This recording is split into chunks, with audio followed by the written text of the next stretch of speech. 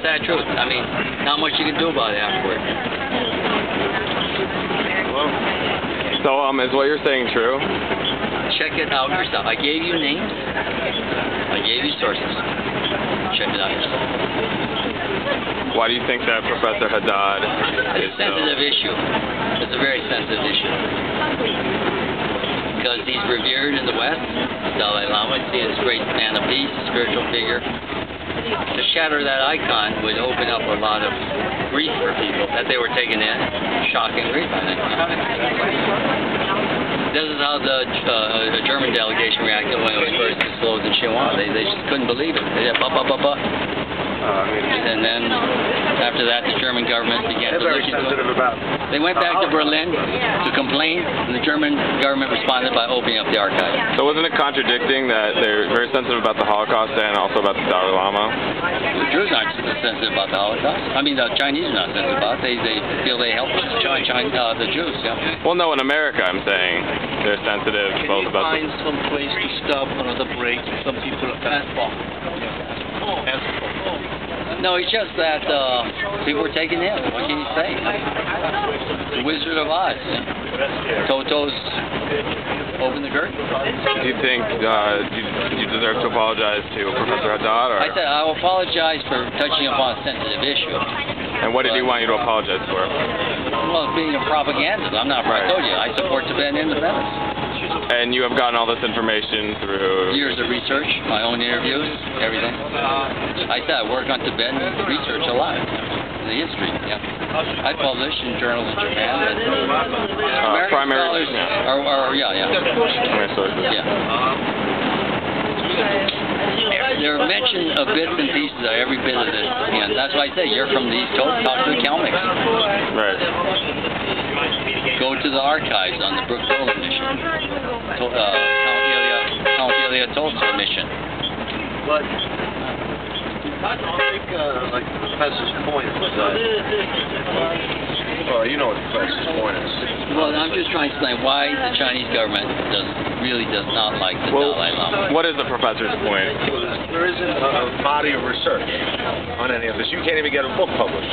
It's very difficult. Right. So that's called censorship. So I think that what the professor's saying is that, being that there isn't a body of research, that it's not. There is research. It's in every different archive. There's research. It's not a body. And certain governments have been hesitant to release that research. Only Germany this year has decided to move on it because of our work. The evidence is in there. And just because Germany is wanting to seem that they're less. Well, it's shocking. They knew there were some associations, but they didn't know the depth and extent of them. And now it's starting to come out. And you're saying the Dalai Lama praised Hermann Goering? Yeah, in Nuremberg. 2007 visit. And that first just blew the Germans away. Because he violated the German Nazi law. If anyone else had said, they would be in prison.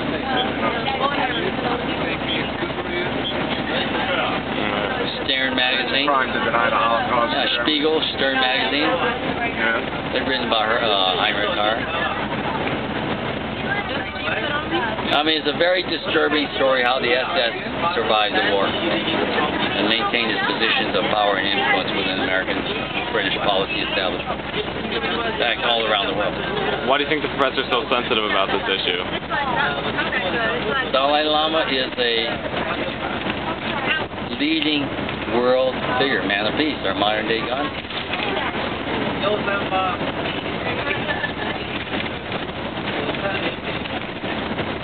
But yet, he's also sensitive about issues such as the Holocaust and like that, and so that's why seems a bit contradicting. No, this is you may understand why the information doesn't get out, and the information doesn't get out.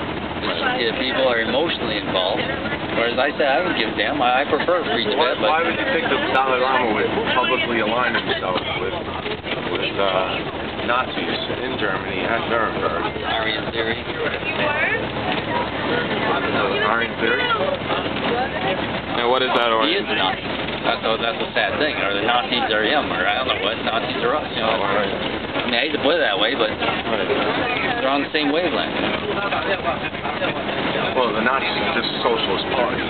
National Socialist. Their symbol was South Swastika. They were deeply There's a symbol that they use for a religious symbol. Yeah, but there's a logic to the symbol in the Theosophy movement, the workers Sanhedrin, you know, the race theories of, what was that name? The big race theory guy, you know. So Spiegel, Stern magazine, we are familiar with this stuff and we're going to start publishing it now. We've done a little bit, but it's time 50 years after to start breaking the bad news to people, the truth to people. You believe that much that you'd be willing to risk? You can't even say it on a school bus full of students. Yeah, it's tough. You make this opposition. In your own. Well, that's why I say, yeah, people don't want to face the facts. You know, seek truth from facts. I don't want to hear the whole thing again. Yeah. Well, I'm just saying the truth is nasty. You know, it's an ugly truth. But what's ugly is that everyone allowed this fraud to go on for 50 years. Still. 50 years of just a great deception. Incredible deception. And like I say, I'm very open with that. And my response was, look into it yourself. So I told the Japanese, that's why he's not very popular in Japan. The Chinese, they said, we don't want to talk about this anymore, right? This is way beyond. I mean, this is, you know, our duty is to shoot the guy. It's like, what do you expect us to do, you know? War crimes trial, you know, I mean, you know, so it's tough. It's tough on every government. What the hell do we do? You know, everyone consented to giving them a Nobel Prize. So it completely reverses the Tibet story in the one where I say, you know, Joe Stilwell got it right, Roosevelt got it right, free China. And I'm, you know, half of my family fought on the Japanese side. I'm a Buddhist. I got nothing against liberating Buddhist countries. You know what I'm saying? So that's why I said I support Tibetan independence. Right. But I'm very critical. I said it's like allowing something like Buddhism in Tibet, the state of Tibet, to be controlled by these fascist thugs. Do you think we can possibly ever win? If we're not democratic, if we're not modern, you know, I say there's no chance of winning. You know? By the Tibetans. Yeah, and I said you got to get past the stuff, this fascist stuff. You got to get past the fascist stuff.